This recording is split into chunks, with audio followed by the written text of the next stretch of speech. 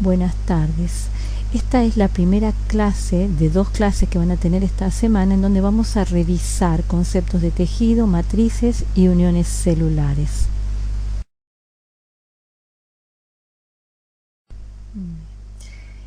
En la clase pasada habíamos visto que la célula es la unidad básica, estructural y funcional de los sistemas biológicos, tanto para formar organismos unicelulares como pluricelulares.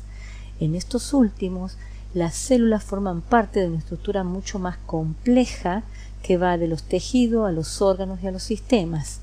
Células similares con una función común se reúnen para formar tejidos. Varios tejidos diferentes van a formar estructuras más complejas que son los órganos, y los órganos formarán parte de sistemas más complejos como los sistemas de órganos. Esta complejidad creciente que caracteriza a los organismos pluricelulares le significa una inversión o un aporte de energía constante al organismo para mantener esta organización. Pero sin embargo, lo hace porque le representa una elevada eficiencia al organismo, tanto animal como vegetal, en la utilización de los recursos materiales y energéticos para responder a las adaptaciones que el medio ambiente le impone. Entonces, definimos tejidos como un conjunto organizado de células que funcionan en forma colectiva, es decir, que cumplen una función determinada. Aquí tenemos un corte histológico de ovario, ¿sí? Se ven todas estas zonas, lo que se llama células foliculares, y este va a ser el ovocito que va a ser ovular. Aquí tenemos un corte de tejido vegetal de células en metafase, es decir, estas células se están dividiendo en distintos estadios de células en división, por eso los núcleos aparecen diferentes. Ahora, estos colores que vemos no son reales, sino ustedes en el laboratorio van a tener la oportunidad de ver diferentes cortes histológicos, ¿sí? En donde los colores van a variar. Los colores dependen de la técnica que se ha usado para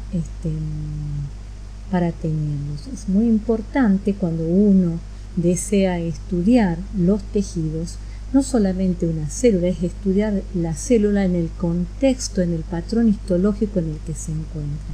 Eso es muy importante, y para ello uno debe someter a la muestra que tiene, en la que quiere estudiar a la célula, a una técnica especial para poder recuperar o de alguna manera mantener las características estructurales de las células que nos están hablando de las características fisiológicas de esa célula. Y eso es muy importante conservar, no solo a cada una de las células, sino a todo el patrón ese histológico en el que constituye el contexto de las células, porque ello nos está dando mucha información acerca del organismo en particular.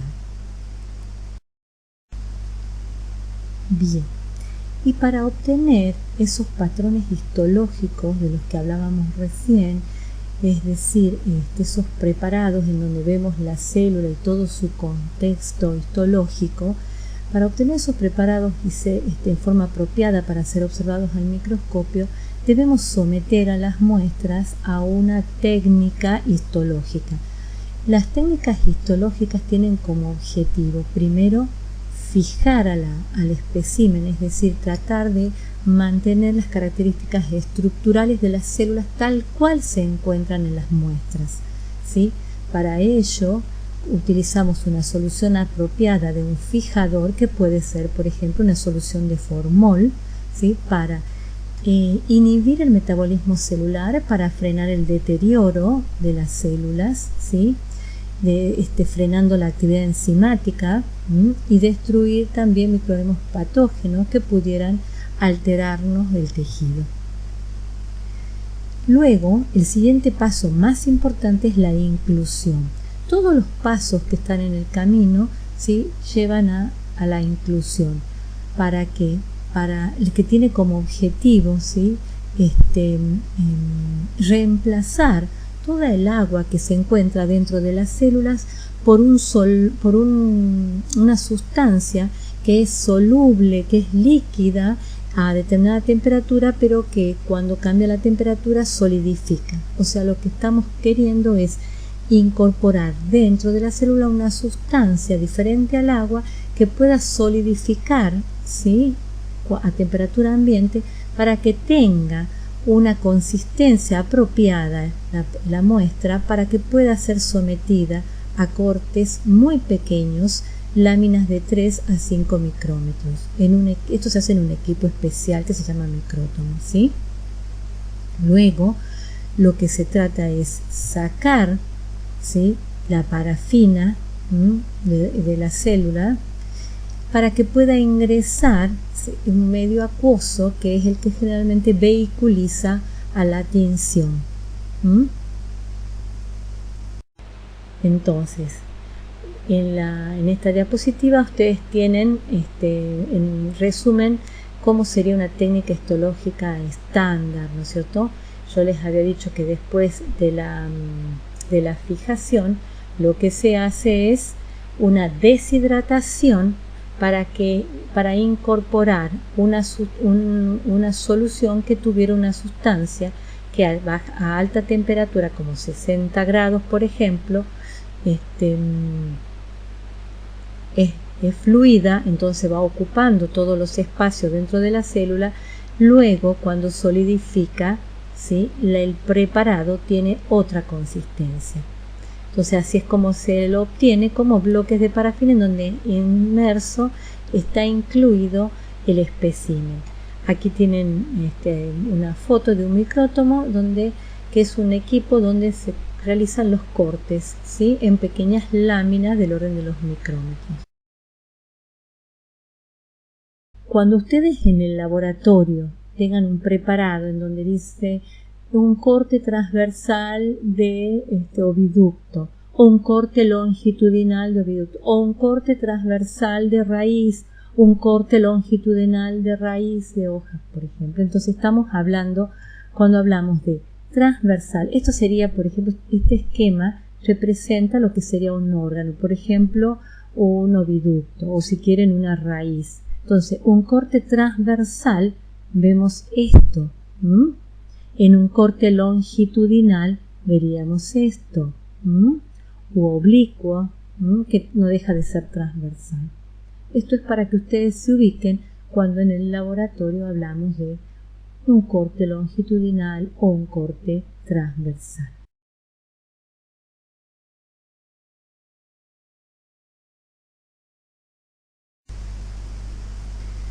Bueno, de nuevo aquí otro esquemita donde pueden ver donde tienen resumido lo mismo, lo que es el desparafinado, la hidratación. En realidad este ya es el último paso, la hidratación y la tinción. ¿Cuál es el objetivo de la tinción? La tinción en su inicio tuvo como objetivo de aumentar el contraste para que pueda ser observada la muestra en el microscopio. O sea, teñir el citoplasma y el núcleo para que se puedan observar. Más tarde se fueron perfeccionando las tinciones, ¿sí? Y el fundamento de la tinción más utilizada es la de hematoxilina eosina, y es la que ustedes más van a ver en el laboratorio. El fundamento de las tinciones en general es una reacción química. En este caso en particular tenemos dos colorantes, la eosina y la hematoxilina. La eosina es un colorante que en solución, ¿sí?, en solución acuosa es ácido, tiene características ácidas. Entonces, este colorante va a reaccionar con aquellos componentes básicos de la estructura celular, es decir, con proteínas, por ejemplo, y es lo que la eosina entonces es la que le confiere la acidofilia o color rosado al citoplasma. Acá, por ejemplo, estos eritrocitos se ven de color rosado. También, bueno, a los nucleolos, porque allá hay una concentración de proteína, ¿sí?, una mayor concentración de proteína dentro del núcleo. o los carbohidratos de una matriz cartilaginosa. La hematoxilina en esta tinción es el colorante básico. Un colorante básico va a reaccionar específicamente con aquellos constituyentes de la molécula que tengan grupos carboxílicos, sulfatos, fosfato, ¿sí? Por ejemplo, los ácidos nucleicos. Entonces, la hematoxilina va a ir a teñir de color azul las zonas donde haya una mayor concentración de ácidos nucleicos. Es lo que hablamos de basofilia. El núcleo va a ser basófilo y el citoplasma también, cuando haya una mayor concentración del ácido nucleico que podemos encontrar en el citoplasma, que es el ARN.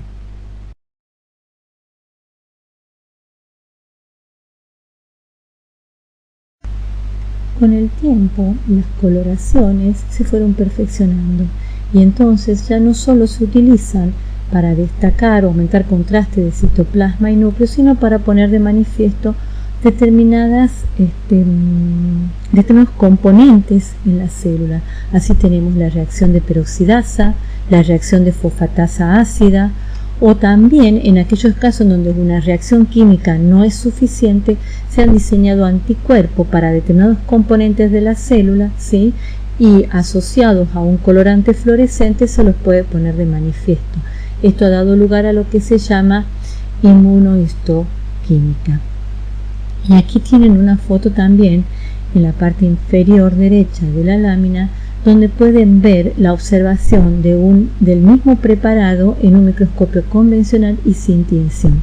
Se dan cuenta que la refringencia y el poco contraste hace muy difícil discriminar, ¿no es cierto?, los componentes dentro de las células. De ahí lo beneficioso que resultan las tinciones en histología. Bueno, a partir de aquí vamos a empezar a revisar algunos conceptos de tejidos animales.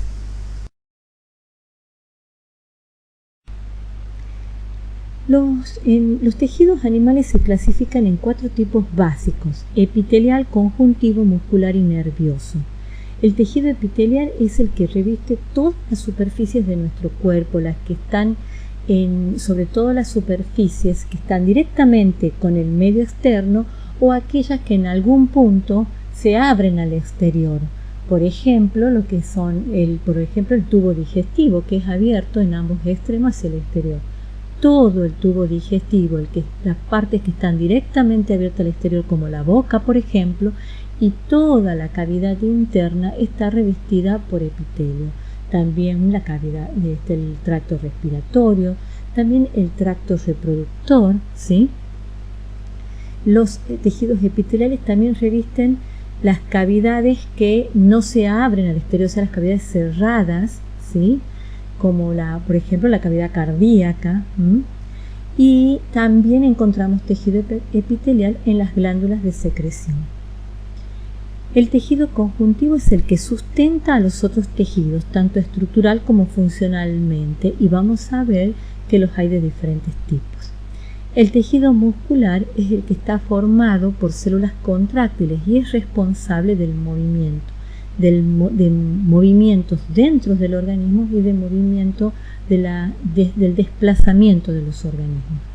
Y el tejido nervioso es el encargado de recibir, ¿sí?, señales del entorno, tanto interno como externo, y transmitirla e integrar esa información para que el organismo genere las respuestas necesarias. Bien, como hemos dicho, el tejido epitelial puede encontrarse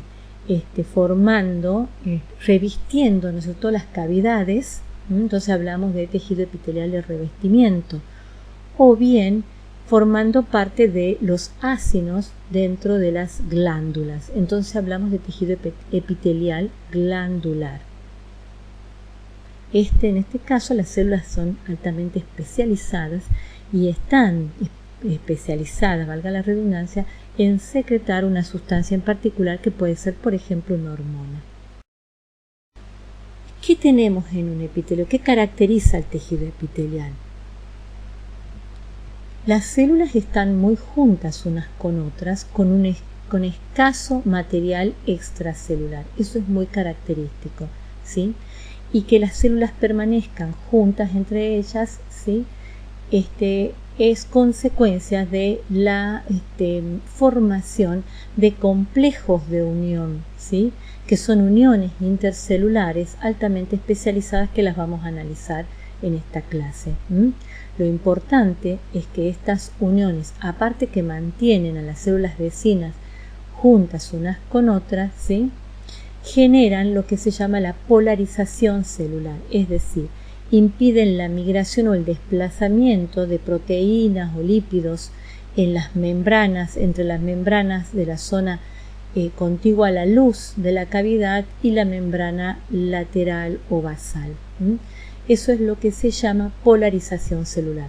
La membrana y por ende también los componentes dentro de las células son muy distintos en la región o pueden ser muy diferentes en la región luminal con respecto a la región vasolateral. Los epitelios además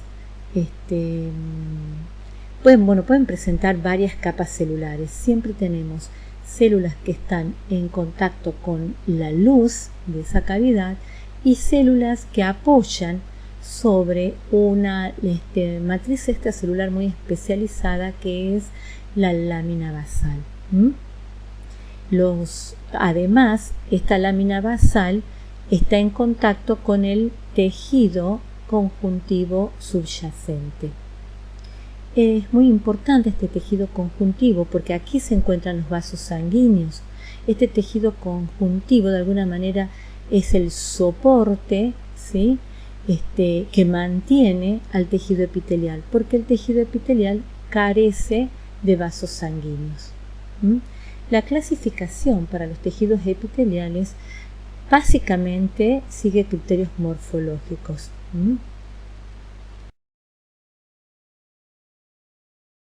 Vamos a ver las funciones que cumplen entonces el tejido epitelial. Puede ser de protección, de transporte transcelular, es decir, esto es cuando hay absorción o secreción hacia la cavidad,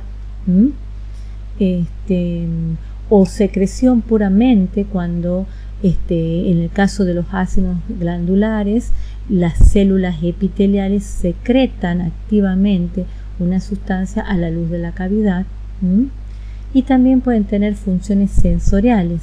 Son epitelios altamente diferenciados, ¿sí? Los que reciben, por ejemplo, las vibraciones que luego se traducen en sonidos en nuestro cerebro. Habíamos dicho que básicamente criterios estructurales o morfológicos, si se quiere, son los que nos permiten clasificarlos. Y según el patrón que observamos al microscopio, ¿sí? Tenemos que ver las formas de las células y la cantidad de las capas. Y de esa manera se los ha clasificado a los epitelios en simples, cuando están formados por una única capa, o en estratificados, cuando están formados por dos o más capas. En este último caso es la morfología de la última capa celular la que determina el nombre del epitelio. Así, los epitelios simples entonces los tenemos simple, plano, cúbico, cilíndrico y pseudoestratificado. Plano, cúbico y cilíndrico responden a la forma de las células, ¿sí? Y pseudoestratificado se llama de esta manera porque es un epitelio simple, ya que todas las células tienen contacto con la lámina basal. Lo que da la idea de que es un epitelio estratificado son los distintos niveles que alcanzan o en el que están ubicados los núcleos, que da la impresión que son células en distintas capas. Los epitelios estratificados, ¿sí? Como habíamos dicho, la forma de la célula de la capa más superficial es la que determina el nombre del epitelio. Así tenemos estratificado plano, cúbico o cilíndrico. Y de transición es este epitelio en particular, que es un epitelio estratificado, pero que tiene esta forma, y en su superficie hay como unas células globosas, ¿sí? Este es típico del urotelio, es decir, es epitelio que encontramos en las vías del tracto urinario, y lo que le permite esta estructura al túbulo es aumentar la luz del túbulo, es decir, este epitelio puede ser sujeto a una distensión o soporta una distensión cuando se acumula líquido en las vías.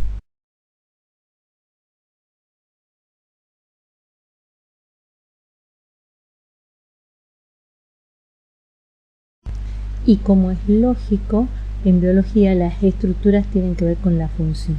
Y en general, los epitelios simples están más asociados con la función de absorción o secreción, es decir, es más fácil o más probable el transporte transepitelial. En cambio, en los epitelios estratificados, ¿sí?, es más característico de ellos la impermeabilidad transepitelial. Entonces, es más probable que entre los estratificados o poliestratificados, es decir, cuanto más estratificado, más capas posee el epitelio, lo podemos asociar con la función de protección.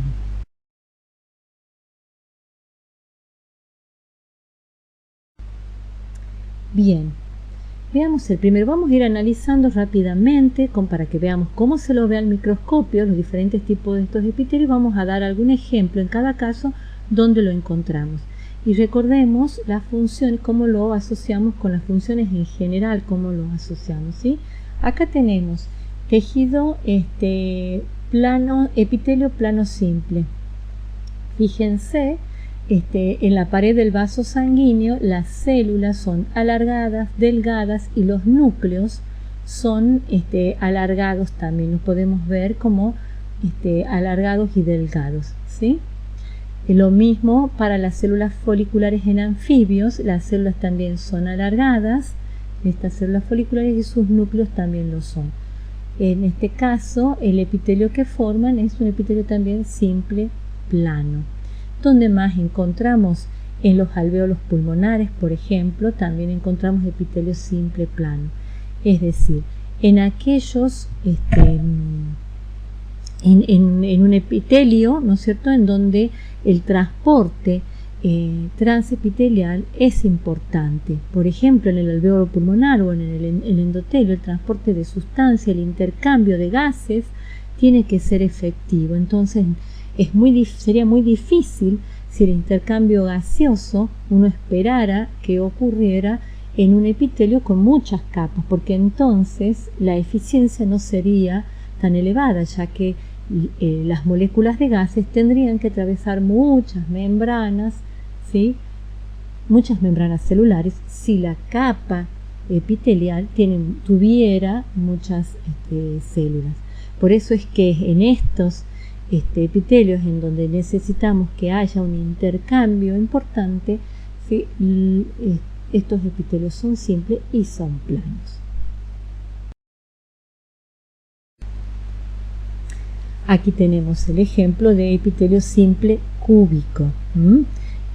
Hacia la izquierda tenemos una foto de un folículo primario de mamífero. Fíjense, todas las células cúbicas, ¿sí?, alrededor del folículo. Y hacia la derecha tenemos ácidos de la glándula tiroides. Fíjense los núcleos redondos y las células cúbicas que forman el epitelio rodeando la luz de cada uno de los ácidos. ¿Dónde más encontramos, aparte de los conductos glandulares? Entonces, en el epitelio ovárico.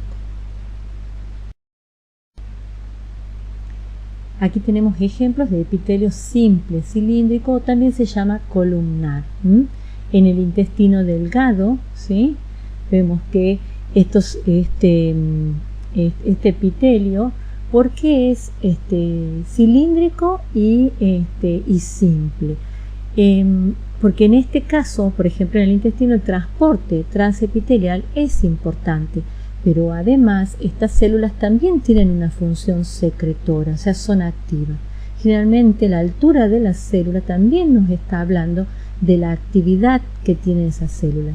Las células intestinales secretan enzimas a la luz intestinal y también tienen la responsabilidad de absorber, ¿no es cierto?, las moléculas productos de la digestión. En este ejemplo tenemos epitelio cilíndrico pseudoestratificado. ¿Se acuerdan que habíamos hablado?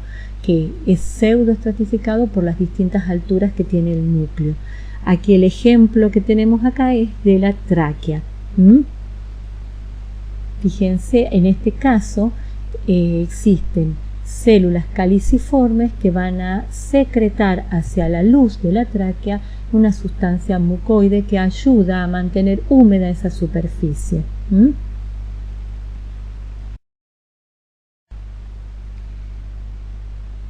Habíamos dicho que cuanto más, aquí ya empezamos con los epitelios estratificados.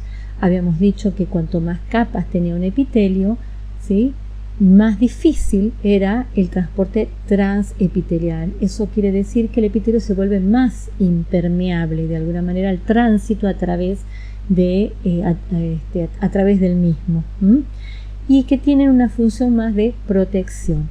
Así que no es raro que encontremos este tipo de epitelio en aquellas superficies que están directamente expuestas al medio externo o que se abren de alguna manera al medio externo, como por ejemplo en el tracto reproductor. En vagina encontramos epitelio estratificado plano no queratinizado en el caso del humano, aunque en algunos mamíferos puede presentarse cierto grado de queratinización.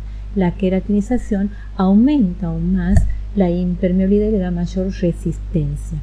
En el caso de la piel, ¿sí?, el epitelio es poliestratificado plano queratinizado y además las células muertas forman una capa de queratina en la superficie, que es lo que se ha teñido con esta tinción de hematoxilina y eosina como rojo, naranja. ¿Dónde más vamos a encontrar este tipo de epitelio? Bueno, en la mucosa oral, como hemos dicho, también en el esófago, porque son zonas en donde el tejido se ve expuesto a roces y a tensión mecánica, ¿no? Cuando tragamos, el esófago está expuesto a tensión mecánica cuando pasa el bolo alimenticio por el mismo. El epitelio estratificado cúbico, ¿sí?, lo encontramos en algunos conductos glandulares. Aquí tenemos un ejemplo que tiene más de una capa, ¿sí? Se ven las dos capas y por parte hasta 3 capas de células cúbicas.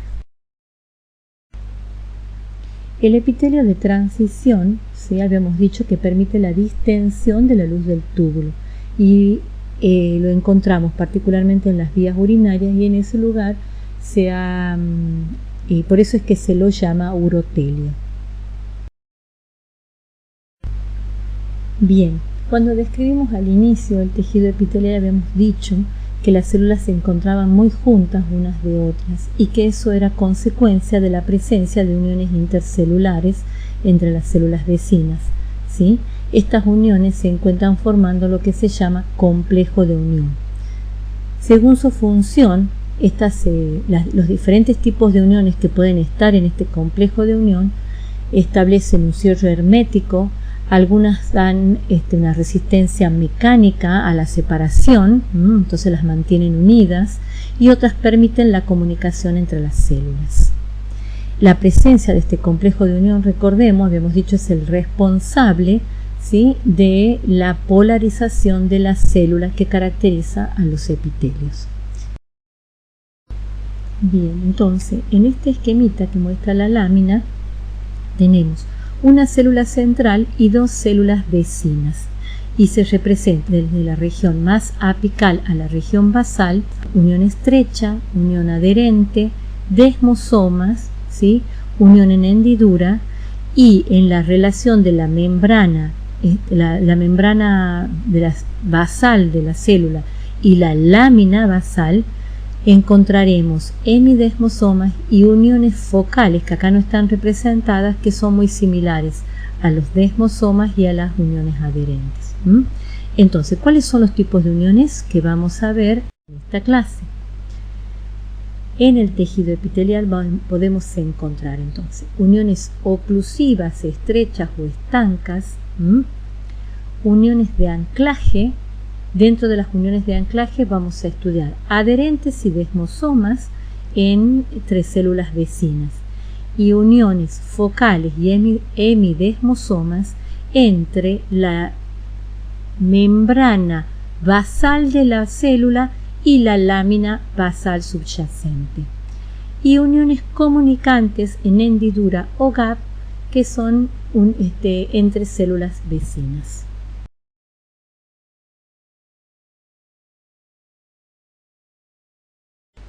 Empecemos con las primeras, las uniones oclusivas o estrechas. Estas en estas lo que sucede es que las membranas se ponen muy cercanas unas a otras, y eso es la consecuencia de la participación de dos tipos de proteínas que son también transmembranas. Son las ocludinas y claudinas, que a modo de cremallera sus dominios extracelulares que apuntan o que sobresalen hacia el espacio intercelular cierran a modo de cremallera. Hay otro tipo de proteínas que favorece o ayuda a este tipo de unión, que son las moléculas adhesivas de la unión, que se llaman, que son de la familia de las inmunoglobulinas.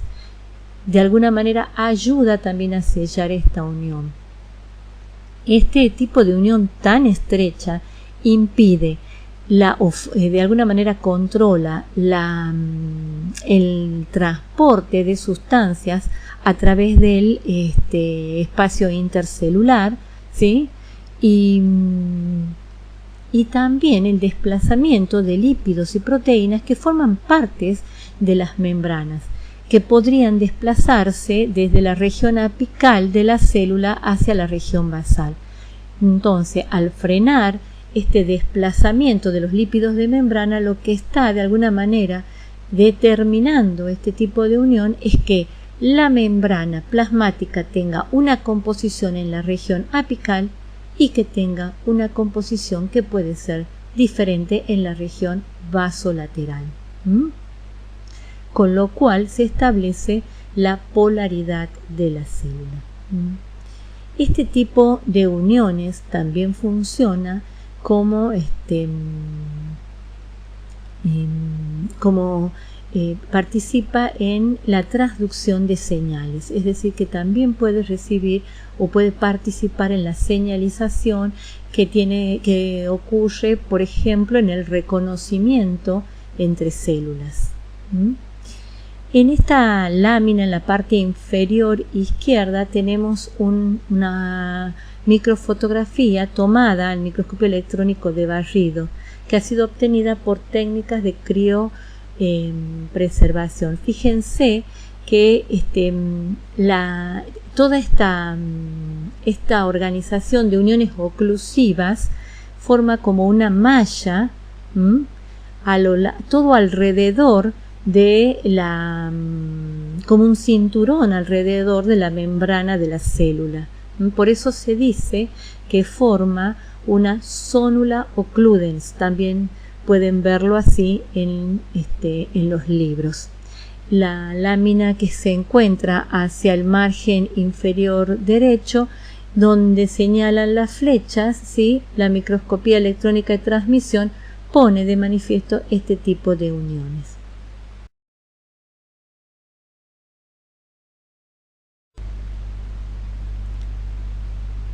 Las uniones de anclajes, que son las que podemos encontrar, ¿no es cierto?, continuando en nuestro camino desde la región apical a la región basal, estas uniones de anclaje unen a las células epiteliales. Lo más importante, que estas se relacionan con componentes del citoesqueleto.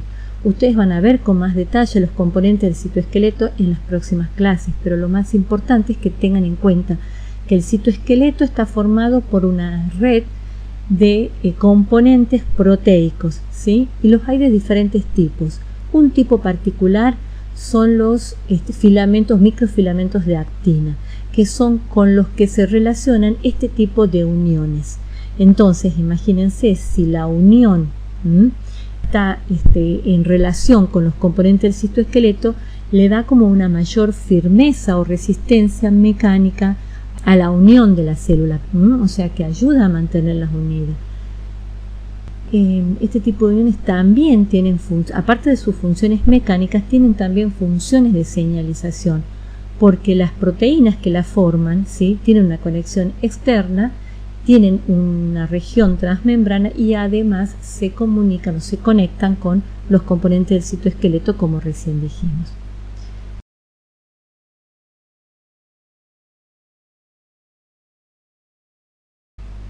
Las uniones adherentes están formadas por proteínas, por un tipo de proteínas que forma parte de un conjunto de proteínas que se llaman moléculas de adhesión celular. En este caso, las que conforman las uniones adherentes son las caderinas. Las caderinas forman un complejo con catenina y este complejo tiene un extremo de caderina que sobresale hacia el espacio intercelular y que se va a complejar o va a interactuar con el mismo que se encuentre en la membrana de la célula vecina, y esta unión se estabiliza por iones calcio. La catenina, que sería la parte del complejo que apunta hacia la cara citoplasmática, se va a relacionar con otras proteínas como vinculina y alfa-actinina para asociarla a la estructura del citoesqueleto interno de la célula, que en este caso incluye a los filamentos de actina. Como les había dicho, forma a modo de cinturón alrededor de la célula y alrededor de toda la célula, formando en conjunto como una malla, ¿no es cierto?, que involucra a todas las células del epitelio, porque ustedes están viendo acá la relación de células que están una al lado de la otra, pero imagínense que esta interacción cada célula la establece con todas las células que tiene a su alrededor a la misma altura. Entonces forma lo que se llama, lo que ustedes van a encontrar, ¿sí?, sonula adherens en algunos libros. Bueno, aquí tienen también una micrografía electrónica, ¿sí?, una microfotografía electrónica en donde se muestra estos complejos de unión entre dos células contiguas.